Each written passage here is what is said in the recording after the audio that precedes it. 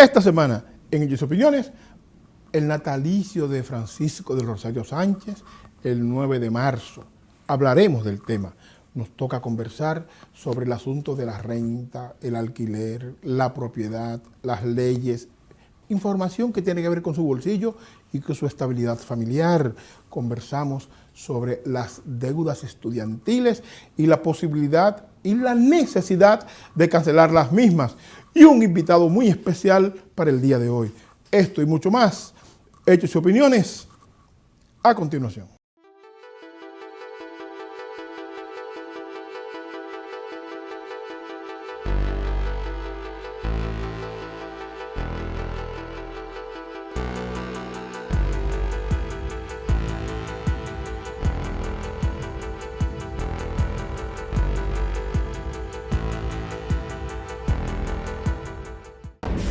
Lavazooka.com, la más completa y actualizada página de noticias dominicanas y mundiales. Lavazooka.com, información privilegiada y sin censura, desde Nueva York y para el mundo. Lavazooka.com. Tengo una noticia, la única joyería en el área de Jersey, que tenemos 5 bancos, mi gente. Ahora tenemos 5 bancos: Quapay, Afterpay, CISO, Klarna, y ahora nos llegó Synchrony, mi gente. Tenemos un banco que nos da hasta $30,000, sin o con crédito. La única. Ahora mismo puedes pasar por aquí, buscar tu prenda sólida, $5,000, $10,000, no importa. Nosotros te lo aprobamos hasta 3 años para pagarlo, mi gente. Tenemos los Shokers, Mónaco. Puedes pasar, tiramos la aplicación, te lleva tu Cartier o te lleva tu Rolex a 3 años, mi gente. 3 años, con o sin crédito. Puede hacer la aplicación desde su casa, no tiene que venir a la tienda. Y si quiere venir, porque mucho gusto aquí lo recibimos. Gustavo Oro, 14 quilates. Si quieres que tus envíos de paquetes a redes, si quieres que lleguen seguros, si que lleguen de una vez, llévate de mi consejo, mi familia oye bien, siempre hago mis envíos por Salcedo Cargo Express. Si quieres que tu mercancía llegue rápida, segura y a tiempo, Salcedo Cargo Express, la número 1, la empresa líder de embarques y envíos a República Dominicana puerta a puerta. La experiencia no se improvisa, simplemente el tiempo nos ha dado la razón.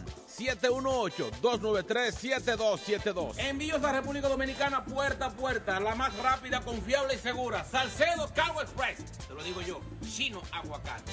¡Hawái! Consejo, mi familia oye bien, siempre hago mis envíos en Salcedo Cargo Express. Envío mis paquetes en Salcedo Cargo Express. Envío mis paquetes en Salcedo Cargo Express.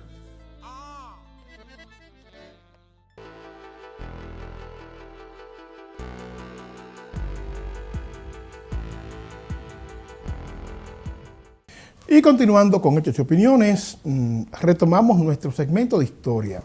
Breve, digamos que introducción a la historia. La gente de la UAS diríamos historia 00, historia 01.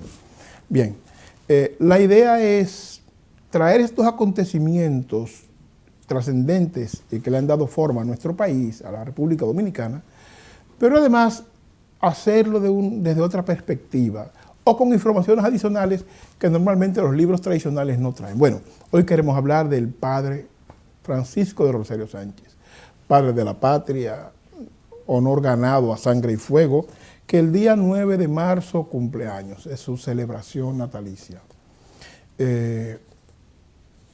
La importancia de Sánchez en todo el proceso de constitución del grupo secreto La Trinitaria, todo el proceso de conversación, diálogo con los liberales haitianos que luchaban contra el gobierno de Boyer en 1843, todo el proceso de acercamiento con los liberales haitianos que estaban en la parte este de la isla, 1843, su trabajo para garantizar que los regimientos que dirigían, junto con ella, los regimientos que dirigían la parte donde se proclamaría la independencia nacional,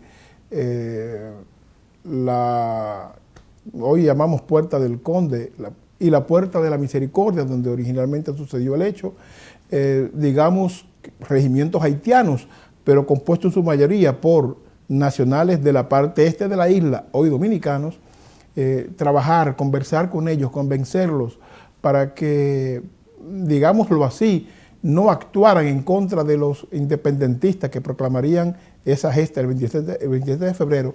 Esa labor de inteligencia, de convicción que hizo Sánchez, junto con Mella, es importante decir, junto con Mella, porque Mella tenía una buena relación con los sectores de poder conservadores en el país. Esa labor de Sánchez fue esencial para lograr que el 27 de febrero lográramos la proclamación de la separación de Haití. Valga decir que en 1843, y repito esta parte, para mí es importante, el acercamiento de Sánchez con los liberales haitianos que luchaban en contra del gobierno de Boyer en Haití, la derrota de Boyer y de los conservadores haitianos, a partir, en la parte este de la isla, a partir del esfuerzo que hicieron los trinitarios esencialmente, encabezado por Sánchez, tuvo una significación importantísima. Claro, después que los liberales haitianos toman el poder en la parte oeste de la isla, lo que es Haití, pues se da una ruptura entre los trinitarios y los liberales haitianos, porque los liberales haitianos se enteran que los dominicanos se querían declarar independientes. Y eso genera un distanciamiento. Sin embargo, uno de los cerebros que mantuvo ese proceso fue Francisco del Rosario Sánchez. En 1843, cuando Duarte y un grupo importante de trinitarios son perseguidos por el gobierno haitiano y tienen que salir del país, Sánchez no pudo ir en ese proceso, no pudo involucrarse en eso, porque estaba enfermo y le fue imposible tomar la fragata que lo sacaría del país.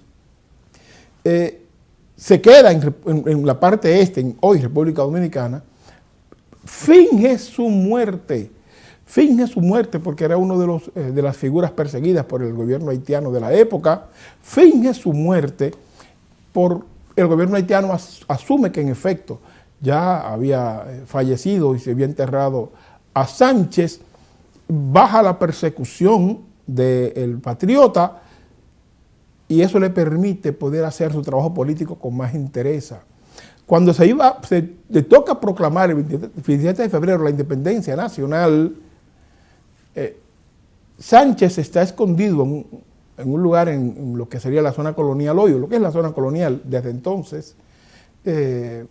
Casualmente, frente a la casa donde está escondido, hay dos militares haitianos, por mera casualidad, en la acera, que impiden que Sánchez salga hacia la Puerta de la Misericordia, porque uno de los militares haitianos que está apostado frente a la casa donde él está escondido, le conoce.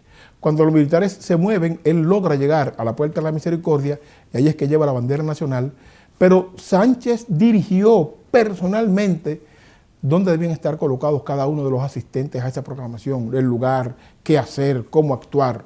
Y repito, lograr que los militares que estaban apostados en esos dos puestos no reaccionaran, fundamentalmente porque eran militares de origen dominicano, no eran haitianos, al servicio del ejército haitiano, pero dominicanos, de origen dominicano, y deciden de alguna manera darle respaldo a la proclama de la independencia nacional y no se involucran en esa acción. Por eso, en ese momento, no hubo una confrontación militar, porque los militares haitianos de origen dominicano que estaban apostados en esos lugares, sencillamente se echaron a un lado para que la proclama fuera un hecho.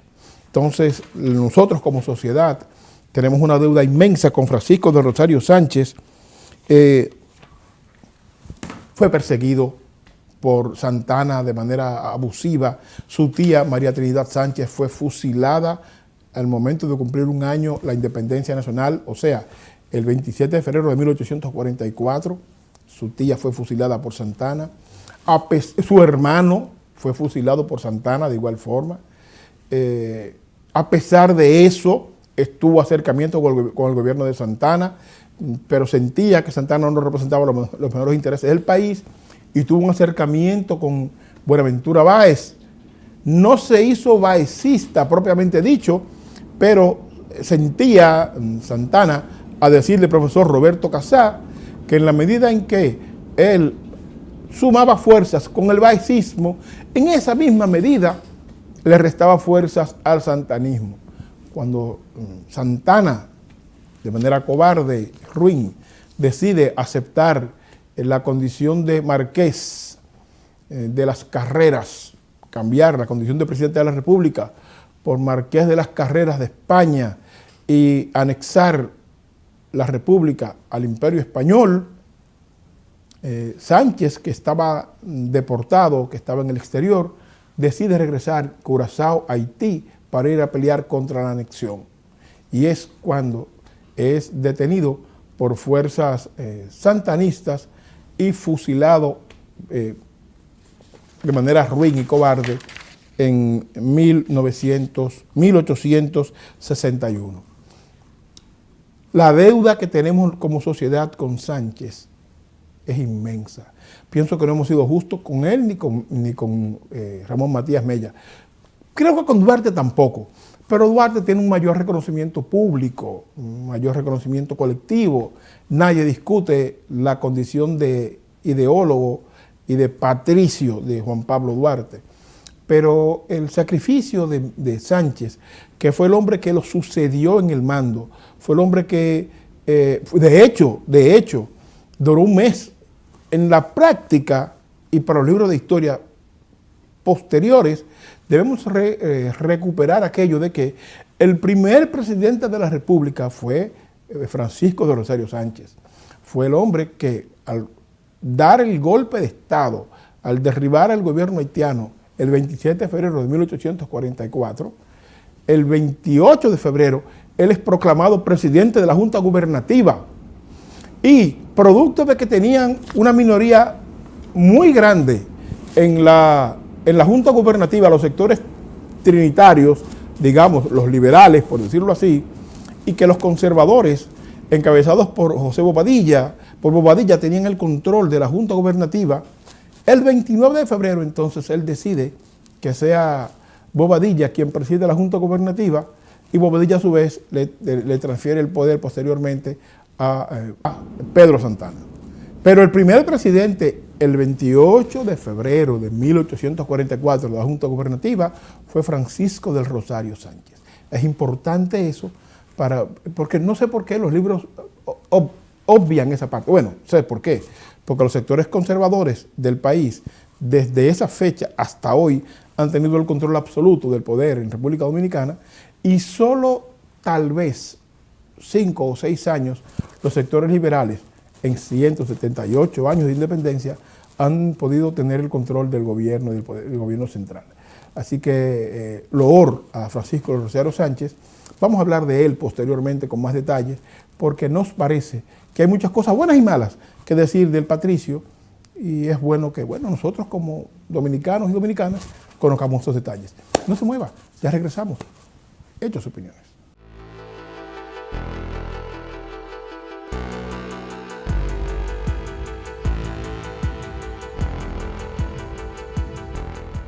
Tengo una noticia, la única joyería en el área de Jersey, que tenemos 5 bancos, mi gente, ahora tenemos 5 bancos. Huapay, Afterpay, CISO, Klarna y ahora me llegó Synchrony, mi gente. Tenemos un banco que nos da hasta $30,000, sin o con crédito. La única, ahora mismo puedes pasar por aquí, buscar tu prenda sólida, $5,000, $10,000, no importa. Nosotros te la aprobamos hasta 3 años para pagarlo, mi gente. Tenemos los Shoker, Mónaco, puedes pasar, tenemos la aplicación, te lleva tu Cartier o te lleva tu Rolex a 3 años, mi gente. 3 años, con o sin crédito. Puede hacer la aplicación desde su casa, no tiene que venir a la tienda. Y si quiere venir, pues con mucho gusto aquí lo recibimos. Gustavo Oro, 14 quilates.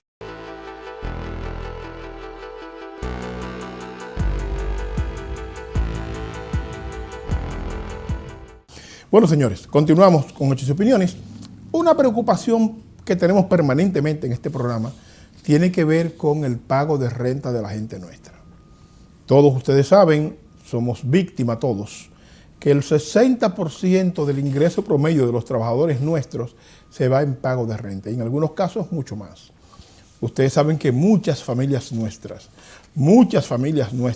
parejas, hijos, personas con 1 o 2 hijos, se ven en la necesidad de vivir en habitaciones porque el ingreso no le permite pagar una renta decente.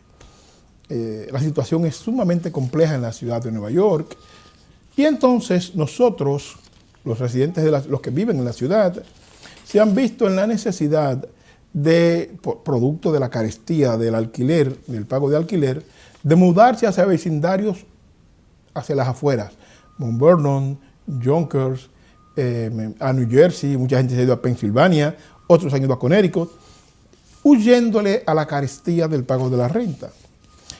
Y esto me parece que puede tener, que es una solución a medias, que puede tener en el futuro una respuesta distinta a la que estamos buscando.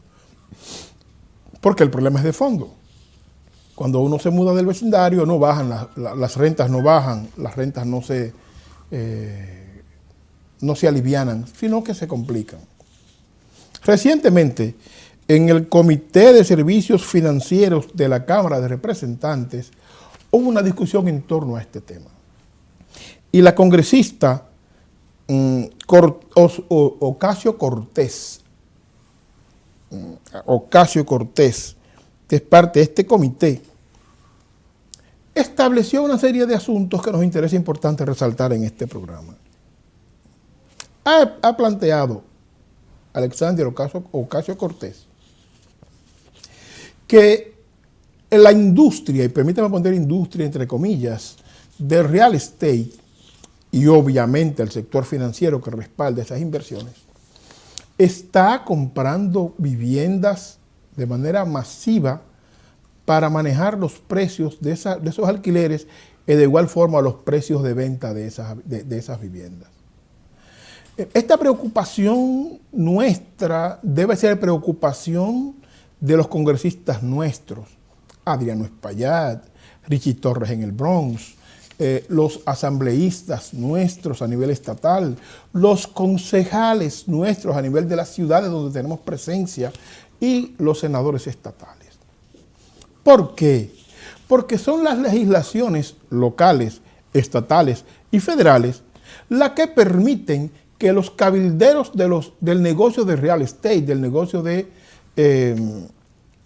las propiedades, esté fuera de control. Yo no me refiero a una persona que compró su casa y que renta una parte para pagar su hipoteca. Ese no es un landlord, ese no es un inversionista.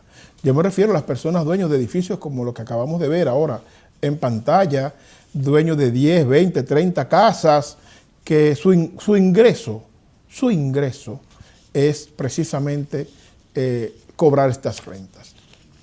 ¿Cuál es el riesgo de todo lo que está planteando Ocasio Cortez? Dice Ocasio Cortez: las grandes corporaciones tienen una gran ventaja en el mercado, ya que tienen la capacidad de comprar casas incluso antes de que se publiquen a la vista pública, de usar algoritmos para determinar que esas casas serían una buena inversión y de comprar casas con efectivo. Lo que nos plantea Ocasio Cortez es que estamos ante una acción voraz del sector del real estate, adquiriendo casas, y dice Ocasio Cortez, fundamentalmente en barrios pobres, que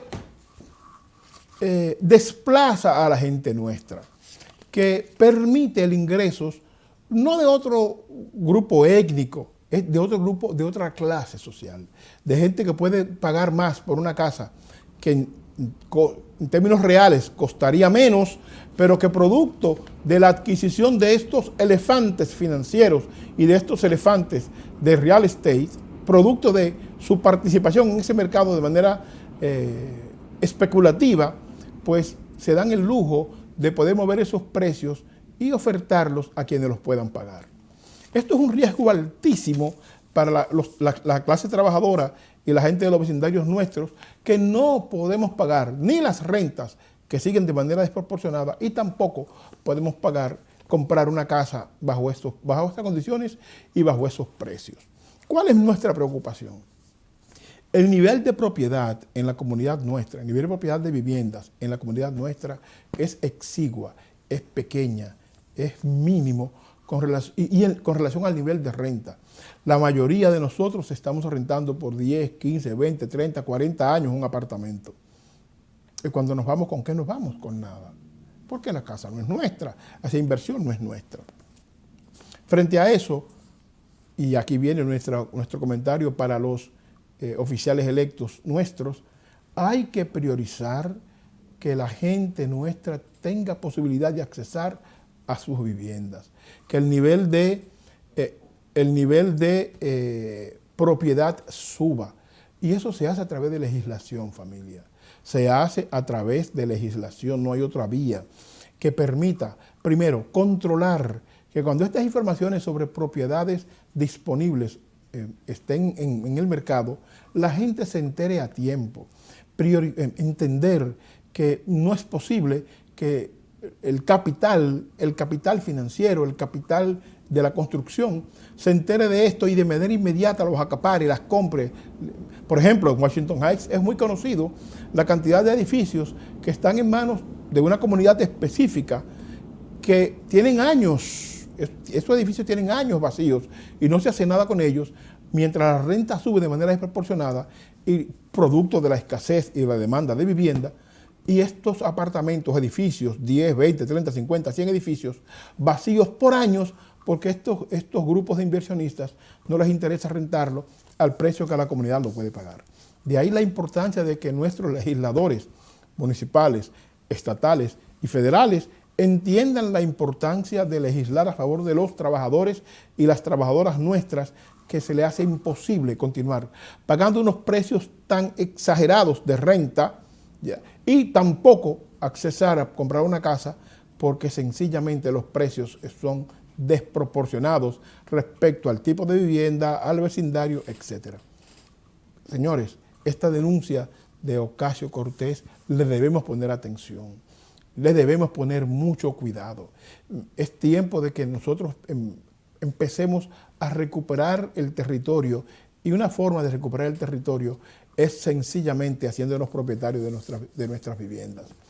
Le preguntaba a uno de los oficiales electos que tuvimos por aquí hace un tiempo, ¿qué vamos a hacer con los edificios que ya están en condiciones para que los inquilinos se conviertan en cooperativa y lo adquieran y empiecen, digámoslo así, a tener vivienda propia? ¿Qué vamos a hacer con eso? Eso es posible. ¿Por qué los oficiales electos nuestros han sido tan descuidados con las organizaciones que trabajan con inquilinos en la zona, que han prácticamente desmontado ese trabajo? Hace falta que le inyecten recursos para que compañeros como Félix García, Rafael Ascensión, Cuchito Álvarez, un grupo de compañeros y compañeras que saben trabajar con inquilinos y que saben cuáles son los edificios que podrían aplicar para convertirse en cooperativas, se integren a este trabajo. Y los oficiales electos son los llamados a facilitar esos recursos para que finalmente demos este salto. No podemos estar viviendo en Estados Unidos un año en una comunidad, un año en otra, 2 años en otra, porque eso de estar como el perseguido, permanentemente cambiándose, genera mucha inestabilidad. Sobre todo a quienes tienen hijos en las escuelas que no hacen lazos permanentes porque tienen que estar moviéndose de un lado al otro. Así que oficiales electos nuestros, pónganse las pilas, entiendan la importancia de esta denuncia de Ocasio Cortés y finalmente demos un paso al frente que permita que la gente nuestra tenga estabilidad y que retomemos aquella idea inicial de pagar salarios semanalmente en Estados Unidos. Una semana para la comida, una semana para pagar la renta o pagar el mantenimiento, en este caso de un co-op, una semana para entretenimiento y una semana para tener ahorros. Eso sería lo ideal, y para eso legisladores nuestros a nivel municipal, estatal y federal, hace falta sencillamente que se pongan las pilas y generen la legislación necesaria para que estas cosas se hagan realidad. No se mueva, echen sus opiniones, ya regresamos.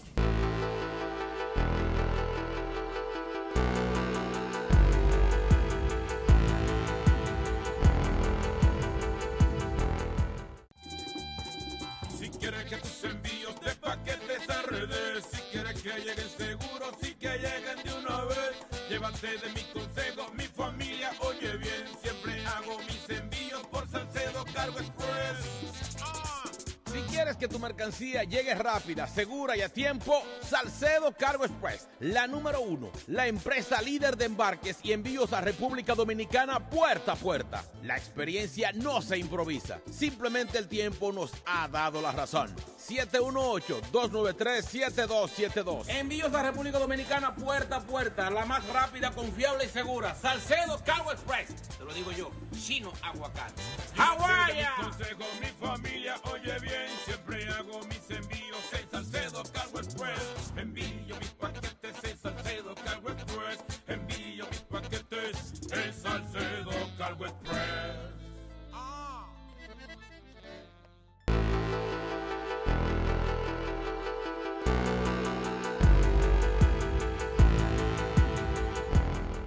Bueno, señores, regresamos. Vamos a hablar un poquito continuar hablando de asuntos económicos, porque bueno, la economía es esencial para nosotros sobrevivir en un país como este.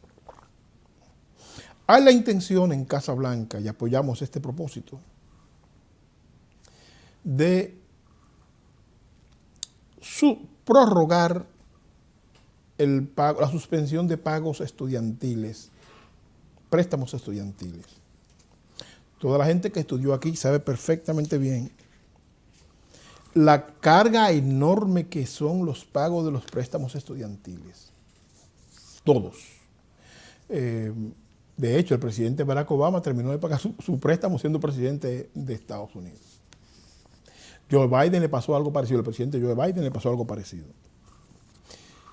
Realmente, señores, en la campaña electoral del 2019-2020, uno de los puntos esenciales de las demandas que tenía la sociedad en ese momento, sobre todo la sociedad estudiantil, los jóvenes, y uno de los puntos que generó mayor nivel de simpatía en el senador y ex precandidato presidencial, ex senador de Vermont, era la propuesta de eliminar las deudas estudiantiles, cancelar las deudas estudiantiles, y además que la universidad hasta 4 años fuera gratuita, que la gente tuviera que pagar por posgrados, pero que la universidad 2 y 4 años fuera gratuita. Y eso fue música importante para los oídos de los estudiantes, de la gente joven, que tiene una carga inmensa en sus hombros, porque la financiarización de la educación ha sido un error en Estados Unidos, de la educación universitaria. Poner en manos del sector privado la educación primaria a través de estos préstamos ha sido terrible. Los préstamos tienen unos intereses extremadamente altos y repetimos, la gente se cansa pagando esos préstamos. Retomar la propuesta de Bernie Sanders, senador de Vermont, que de alguna manera fue acogida por el candidato Joe Biden en la campaña del 2020, de que llegaríamos al punto en el que la matrícula estudiantil fuera gratis en universidades de 2 y 4 años, retomar eso y plantearlo como una demanda fuerte de los sectores progresistas en Estados Unidos y de todos los sectores que son afectados por estos préstamos estudiantiles horrorosos, es necesario. El presidente Joe Biden tiene la intención, repetimos, de extender la pausa para empezar a cobrar estos préstamos estudiantiles, y nos parece necesario que no solamente lo extienda, sino que se plantee Casa Blanca seriamente la posibilidad de cancelar las deudas por préstamos estudiantiles que pesa sobre los estudiantes de los Estados Unidos. Importante que Casa Blanca valore eso, porque eso tendría un alivio real para mucha gente nuestra, sobre todo los trabajadores, la gente de pequeños ingresos, medianos ingresos, bajos ingresos, que cargan sobre sus hombros familiares un fardo terrible para lograr que uno de estos muchachos termine su carrera, posteriormente consiga un trabajo y luego empiece a pagar. Así que nosotros nos identificamos 200%. Primero con la prorrogar la pausa para el cobro de estas deudas estudiantiles, pero sobre todo con la demanda y el compromiso que hizo el presidente Biden cuando asumió la candidatura del Partido Demócrata para la presidencia de la República, de lograr un acuerdo que permitiera universidad gratuita para estudiantes de 2 años y 4 años en universidades públicas y privadas, de suerte que sea gratuito el derecho a la educación en Estados Unidos a nivel universitario. Y segundo, demandamos la cancelación total de las deudas de préstamos estudiantiles para que, primero, los que ya tienen las deudas respiren un poco más aliviados y puedan reorientar su dinero en algo más útil. Y segundo, para que los muchachos que hoy están en high school, que están a nivel de secundaria, cuando vayan a entrar a su universidad, no terminen con unas deudas tan grandes. Mi hija, por ejemplo, mi adoración, hay una deuda de $70,000, por ejemplo. Mi hija putativa, digámoslo así, no se dice hija putativa, sino padre putativo, pero bueno, mi hija postiza, Sina Leicea, tiene una deuda de alrededor de $60,000 en préstamos estudiantiles. Eso no es posible para alguien que ni siquiera empieza a trabajar. Así que apoyamos primero la pausa, pero nos sumamos a quienes demandan la cancelación total de la deuda estudiantil y que finalmente el presidente cumpla con el compromiso de lograr que las universidades de 2 y 4 años tengan educación gratuita para los estudiantes norteamericanos.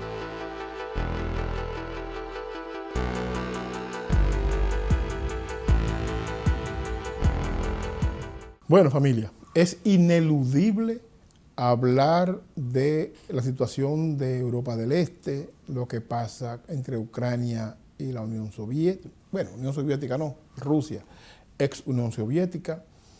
En los periódicos locales de la ciudad de Nueva York y en unos periódicos nacionales en República Dominicana, va a salir un trabajo nuestro un poco analizando el origen de toda esta guerra, desde nuestro punto de vista y a partir de la poca información que tenemos, el origen del Pacto de Varsovia, la caída del Pacto de Varsovia, la disolución de la URSS, el papel que ha jugado Ucrania en toda la vida entera de lo que hoy es Rusia, las inversiones rusas en Ucrania, incluyendo las plantas termonucleares, por ejemplo, la de Chernobyl,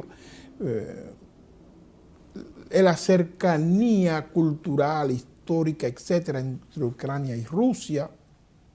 Eso lo vamos a ver en un trabajo escrito que sale próximamente. Pero aquí lo que queremos es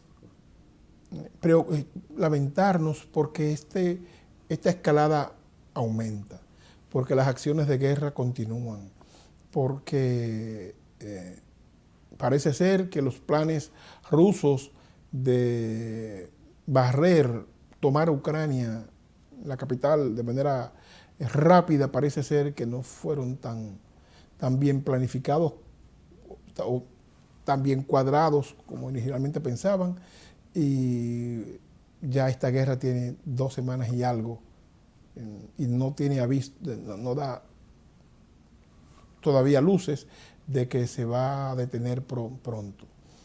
En la medida en que esta guerra se prolonga, en esa misma medida se prolonga la crisis económica a nivel mundial.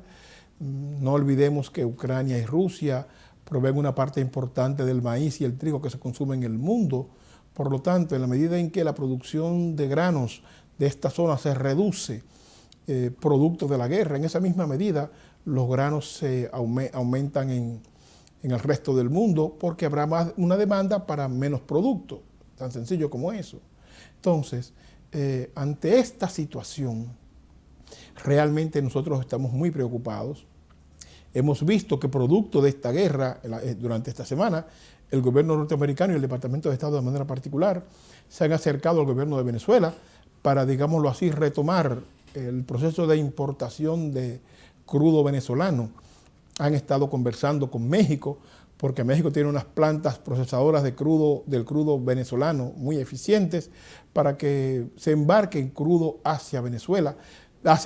en México, crudo petróleo venezolano hacia México, que permita el procesamiento rápido del mismo, y parece ser que, tal como dijo una vez un importante estadista norteamericano, Estados Unidos no tiene amigos, tiene socios, y son sus intereses, en función de sus intereses se mueve, y parece ser que el gobierno de Venezuela, que ha sido un gobierno demonizado por los gobiernos norteamericanos, de pronto pasa a ser un gobierno menos malo, y pasamos a ser buenos amigos de pronto. Un gesto de que ese diálogo con Venezuela va caminando es el hecho de que 2 norteamericanos presos en Venezuela acusados de espionaje por el gobierno venezolano han sido liberados. Esos son gestos, en política esos son gestos y en diplomacia que tienen resultados, que tienen fruto. Parece ser que el diálogo de la Comisión norteamericana, el Departamento de Estado, que fue directamente a Miraflores a hablar con los venezolanos, parece ser que llegaron a acuerdos concretos. Nicolás Maduro ha dicho que el diálogo fue fructífero, que fue en buenos términos. El lenguaje incendiario ha bajado en los 2 espacios, en los 2 países. Parece ser que el lenguaje diplomático se está imponiendo. Y esto se da producto de la guerra, producto de que el petróleo que venía de Rusia, por las sanciones norteamericanas, ya no podrá llegar, pero además también por la misma dificultad que tendría Rusia para moverse en los océanos hacia otras partes del mundo. Esperemos que la situación de Rusia-Ucrania mejore. Nos lamentamos mucho de la muerte de los ucranianos civiles, producto de los bombardeos rusos. Eso no lo podemos ocultar, Marino Mejía, esa es una realidad. Y esperemos que el mundo regrese al punto anterior y que el diálogo sea el camino para poder avanzar. Seguiremos dándole seguimiento, y perdonen la reiteración, a esta situación de Ucrania, pie juntilla. La semana próxima vamos a tener, digamos, un espacio mayor para hablar de todo esto. Pero no se vaya, que ahora viene la entrevista central. Hechos y Opiniones continúa.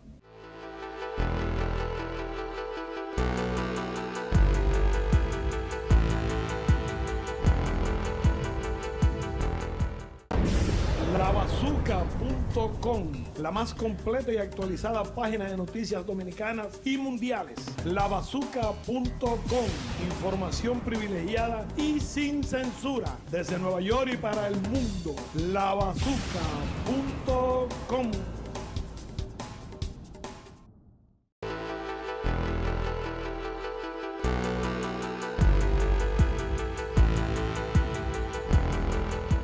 Señores, continuando con Hechos y Opiniones, hoy tenemos que hablar de impuestos. Estamos en plena temporada de impuestos y hay muchísimas cosas nuevas, algunas que se repiten, hay algunos cambios, y nos hemos querido auxiliar hoy. Bueno, ustedes saben que semanalmente tocamos algunos temas de impuestos en el programa, y hoy nos hemos querido auxiliar de un enrolled agent, una persona conocedora del tema, un autor de temas, un autor de libros de temas relacionados con impuestos, y sobre todo un gran amigo. Persona de la que fui su vicepresidente en una asociación de preparadores de impuestos que formamos en el 2009, y hoy nos honra con su presencia y su visita Luis Parra. Hermano Luis. Samuel, gusto saludarte de nuevo en este espacio, un placer para mí. No, hermano, un placer es nuestro. Bueno, Luis, luego de la pandemia, luego de todo lo que hemos padecido desde el 2009 en adelante, el IRS ha dado un paso adelante y 2 atrás en algunos casos. Por ejemplo, los créditos que se están tomando en cuenta para el Earned Income Credit, la referencia es 2019, ¿o yo estoy en lo correcto? Es correcto, como parte de todo el movimiento, como tú has mencionado, con motivo de la pandemia, el Congreso y las autoridades federales han querido crear un espacio, vamos a llamar un impulso, un beneficio adicional. Y por primera vez el año pasado, ahora estamos en el segundo año, vamos a suponer que tú tienes un ingreso más alto, y si te conviene el 19, entonces tú lo puedes usar y eso te permite cualificar por algunos créditos. Eso porque, Luis, en la medida que el ingreso sube, el crédito baja, se reduce. Exacto, y es todo un movimiento para producir beneficios, y hay que mirarlo desde el punto de vista económico, crear transacciones económicas a favor de los que ganan menos, vamos a decir los que ganan menos, no los pobres, porque es un término más diferente, Claro. y que circule el dinero en todo el país. Inyección de dinero. Inyección de dinero a través de un beneficio social como los créditos en el sistema. Este sistema, y mucha gente lo ve y a veces no lo cree, es quizá en muchas partes del mundo un sistema que otorga un beneficio social, a diferencia del mito que tenemos, que pagamos impuestos a la mala, es regañadiente y nos molesta pagar impuestos. Pues no, aquí es al revés. El sistema provee beneficios con dinero, porque aquí estamos hablando, ahora mismo estamos hablando de personas que pues, se han juntado con 12, 15, 18 mil dólares, más, claro, que en su vida lo iban a tener trabajando 40 horas a 15, 18 pesos la hora. Correcto. Pero aquí el punto importante adicional es que dependiendo del el ingreso que a usted le convenga para calcular el Earned Income Credit, se puede aplicar Usted puede aplicar el 19 o el actual. O el actual. Estamos en el segundo año con esa regla. ese criterio. Con ese criterio, sí. Correcto.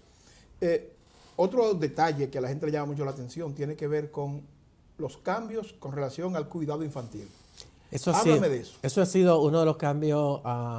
Está un poco pasivo y a mí me preocupa que no hemos tenido, especialmente en las grandes cadenas, en cualquier idioma, una promoción del lugar. ¿Y cuál es el cambio más importante? El cambio más importante es la cantidad que un contribuyente puede reclamar por el pago del cuido. Ahora puede ser hasta $8,000. Ese para mí es el más importante. Pero llega uno que entonces sería como, ¿cómo le dicen? Como platino, oro y platino, ¿verdad? Cuando tú ganas un disco de oro, tú eres un duro. Pero cuando ganas uno de platino, ahí está fuera. ¿Y cuál sería el platino aquí? Que entonces eso puede llegar hasta 8,000 y que es reembolsable. ¿Qué significa este término? Que anteriormente lo que hacía el crédito era que podía alivianar el pago del impuesto, como tú y yo sabemos. Y era bueno, pero vamos a suponer que el crédito fuera $500, que tú debías $500 y el crédito 600, pues esos 100 se quedaron en el tintero. Ahora no. Ahora no importa lo que tengas que pagar, vas a tener como si fuera un pago hasta $8,000. Y esto es bien importante. ¿Y por qué yo digo que tiene una sombra que me preocupa?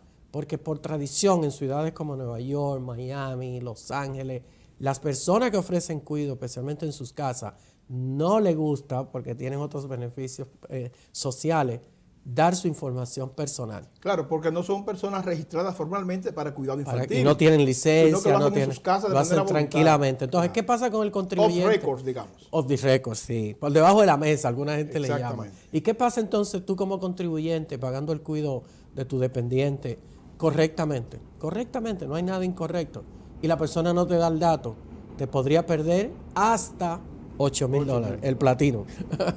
Y decimos hasta $8,000 para que la gente que nos ve no entienda que son $8,000 de forma lineal. Sí, que están ahí esperando. Sino que eso depende de una serie de criterios que tiene que ver con el ingreso y un montón de factores más.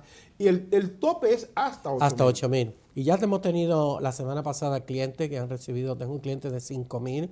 Es muy importante porque hay gente que paga mucho por el cuido. Si tú fácilmente $100, que creo que es un poquito más en algunas áreas de nuestra ciudad, semanal por un niño, toda la semana, pensando que no ha faltado una semana, son $5,200. Pudiera tener eso de reembolso si cumple, como bien tú dices, con los criterios. Claro. ¿Qué papel juega en la aplicación de la solicitud de este crédito? La forma, el método de pago a la persona que cuidó el niño. Mira, eso siempre ha sido un tema sensitivo, porque en una auditoría el gobierno, en este caso si es el estado de New York o el gobierno federal, el IRS, puede preguntarte que pruebe los pagos. Así que la forma de pago es vital. Y cuando dice vital, dice Luis, pero es que doña María, don Pedro no quieren que tú le den efectivo. Pues tienes un problema como contribuyente porque no tienes recibos de pago. Y la ley federal manda que tú tengas recibos de tus gastos. Así que, ¿cómo se debe pagar? Pues mire, dele un cheque toda la semana a esa persona, dele un money order. Los money orders son un poquito también, tienen su situación, porque conseguir la copia de los money orders cuesta. De que se cobró. Que se cobró. Mejor un cheque personal, no pasa nada. Y no hay duda que con las plataformas electrónicas hay prueba de pago, porque cuando se hace un pago a través del famoso CEL, claro, queda el nombre de la persona. Así que la recomendación... incluso el concepto, si tú lo pones. Y tú puedes escribir el concepto. Entonces, ya estamos mirando que las plataformas electrónicas nos llevan a recibos, a comprobantes, que ni la ley lo menciona. La ley no dice que tenga un cheque cancelado. La ley dice que pruebes el pago. Y tú dices, lo pagué en cash, tengo una carta notarizada, dice la autoridad. No me parece que la carta tenga la fuerza, no es que no funciona, que tenga la fuerza de ley para yo aceptarte esa prueba. El cheque, cuando va al banco, prueba. El money order, prueba. El pago electrónico, prueba. PayPal, prueba. Pero cuando es en efectivo, así que en este crédito, tú has tocado un tema sumamente importante. Yo como preparador, tú como preparador, necesitamos pruebas. Necesitamos la data de la persona, dónde lo cuidó, seguro social, días que lo cuidó, horarios que lo cuidó y método de pago. Generalmente nosotros los preparadores no pedimos la prueba de los pagos, pero documentamos que la persona dice, mira, le pagué en efectivo tanto, le pagué. Entonces, el crédito no está ahí esperando para que lo toquen mágicamente. El crédito hay que cumplir con los factores. Con regulación, claro. El Congreso le exigió al IRS de tener las cartas de cobranza y las cartas de auditorías temporalmente. ¿Eso es correcto? Sí, eso es correcto. Es una medida de alivio y algunas de las cartas, por ejemplo, una carta que es muy amenazante, que dice intento de embargo. Correcto. Esa secuencia, es una secuencia de 3, 4 cartas, fue suspendida la semana pasada. Se suspendió también la carta pidiendo, vamos a suponer que tú no has llenado el año 19, y entonces la IRS debe, antes de procesar el 20 y el 21, pedirla. Eso es temporero, no establece la nota de la IRS hasta cuándo, y es una medida de alivio, casi todos estamos de acuerdo en eso, pero ya había miles de cartas en el correo que no se pueden detener. Así que mucha gente va a recibir la carta, va a haber un poquito ahí de confusión diciendo, oye, pero vi que dijeron, Samuel y Luis dijeron que no y tengo las cartas en mis manos. Pues la IRS le ha pedido que no le ponga atención, porque esas cartas salieron antes del anuncio. De tomar la decisión. De tomar la decisión. Luis, hablemos de tu libro. Luis es autor de este libro para pequeños negocios. Ustedes lo van a ver con más calma más adelante. Y esta es una nueva edición. Háblame de Luis. ¿Qué cosa nueva tiene tu Pues libro? mira, esta es la 5ª edición. Tú has sido testigo desde el inicio, ¿verdad? Sí, Comenzamos a trabajar con este proyecto. Y básicamente lo que enfocamos es las reglas de impuestos para pequeños negocios. Tenemos un resumen de individuos, pero el enfoque es pequeño negocio. Y los objetivos son claros. Primero, poner en nuestro idioma las reglas. Mucha gente paga multa de diferentes situaciones porque no sabe las reglas, porque no sabe el inglés, porque no lo entiende. Pues aquí no hay excusa. Segundo, un lenguaje llano, un lenguaje sencillo. No está escrito para contadores, no está escrito para técnicos, está escrito para un comerciante. ¿Para contribuyentes? Un contribuyente se levanta temprano, un bodeguero, una persona que vende flores, el que vende comida, que se pueda sentar, tiene menos de 180 páginas, lo puede leer tranquilo, las letras son grandes. Hemos hecho un esfuerzo de poner algo completo, correcto y sencillo. Así que ya en octubre pusimos a circular la 5ª edición, te he traído un ejemplar para ti. Te agradezco. Y lo que queremos es colaborar. Lo pueden encontrar en nuestra página americantaxclub.com y también está disponible en Amazon. Hablemos de American. Háblame de este proyecto. Tuve el honor de que lo conversamos en tu oficina una vez y el proyecto va viento en popa. Sí, tú lo he dicho en otros foros. Contigo comenzamos el proyecto de American Tax Club y originalmente era para ofrecer apoyo a las auditorías de las personas. La vida nos cambió y lo dejamos dormir. Y un día lo levanté, ¿verdad? Y ya en otros ambientes y lo cambiamos. Ya no es para asistir a las personas en auditoría y ahora ya por los últimos 6 años nos dedicamos a ofrecer educación a profesionales de impuestos. Hemos viajado por todo el país, ahora estamos todos en la parte virtual y American Tax Club es toda una institución reconocida por el IRS para ofrecer crédito. No hace contabilidad, no hace impuestos, simplemente apoya a los profesionales de impuestos como nosotros. Y de Ameritax entonces hemos tenido productos. Si tenemos las clases, eventos en vivo, eventos virtuales, que antes lo tuvimos, antes de la pandemia. Yo creo que nosotros fuimos de los pocos grupos que teníamos eventos con otra plataforma que no es las tradicionales que conocemos. Correcto. Y tenemos 2 productos. Uno son las clases para preparar a los profesionales que quieran elevar su nivel y convertirse en agentes registrados como yo. Y anoche hemos estrenado ya en esta semana, hemos estrenado un producto que se llama POX, Professional Online Tax Support, donde los profesionales de impuestos pueden comprar preguntas y recibir respuestas de agentes registrados. Tenemos un equipo de agentes registrados.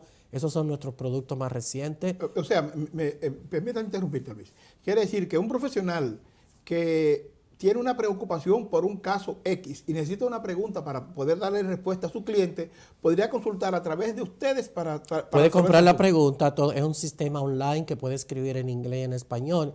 Y entonces tenemos un equipo de Enrolagent que responde online y referencia de dónde está la fuente de esa información. Entonces, de ese modo, el profesional puede estar tranquilo de que está recibiendo una respuesta en vez de recibirla en Facebook, buscarla en Google, que mucha gente escribe.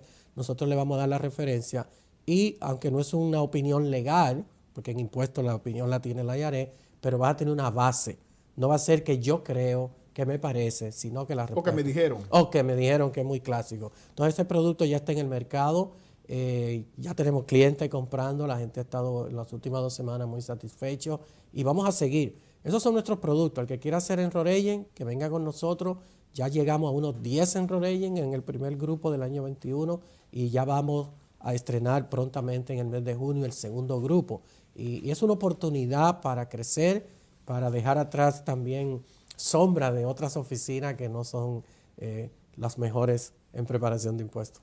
No, eso es verdad. Y definitivamente lo que nos propusimos hace unos años, 2009, 2010, de elevar el nivel de la calidad profesional de la gente que hace este trabajo y darle a este trabajo el nivel que merece, pienso que a través de este proyecto se puede alcanzar. Bastante. Estamos trabajando muy fuerte y tú fuiste testigo, otra vez estás siendo testigo ahora y invitamos a todos los profesionales de impuestos que te siguen, que nos siguen a nosotros, a que suba de nivel. No podemos ser el profesional en ninguna industria, en ninguna área, el mismo. Entonces, cuando alguien pisa adelante, nos quejamos. Es que él, que ella. No. Yo creo que ya el mundo, la vida, es de dar pasos hacia adelante. Totalmente de acuerdo. ¿Qué otro detalle tú crees que nuestra audiencia debe saber, sobre todo los profesionales de impuestos, respecto a lo que estás haciendo tú y toda esta labor? Porque te he visto que estás en Chicago, que te vas al sur, que vas a California, que vas a Las Vegas. Sí, hemos estado bien activos. Vamos a publicar a mediados de marzo nuestro calendario de eventos en vivo. Esperemos que la pandemia no nos lo detenga. Y eventos online. De hecho, vamos a tener, hace varios años que no tenemos eventos en vivo en New York, lo vamos a publicar.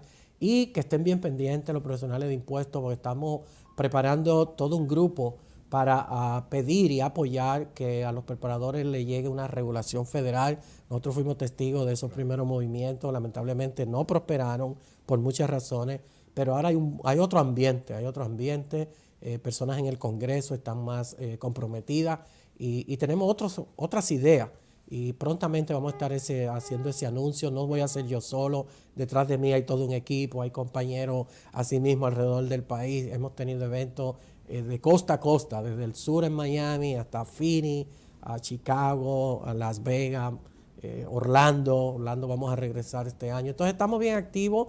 Yo espero que la pandemia nos deje trabajar y que todo el mundo esté pendiente. De repente vamos a seguir colaborando con tus programas y otros programas para promover educación. Sí, American Tax Club, Ameritax es sinónimo de educación. No tiene clientes, no roba clientes, no hace impuestos, no compite con nadie.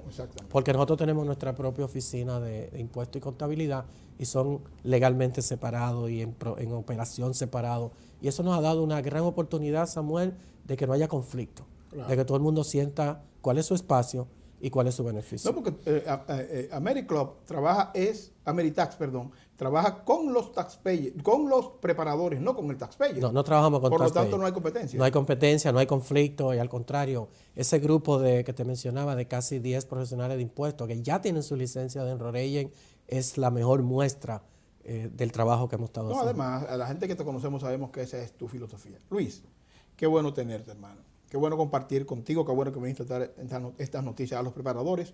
Gracias por la información respecto a los PPP y a lo que tiene que ver con el reclamo de cuidado infantil, porque a la gente le hace falta orientación. Así mismo, un placer para mí.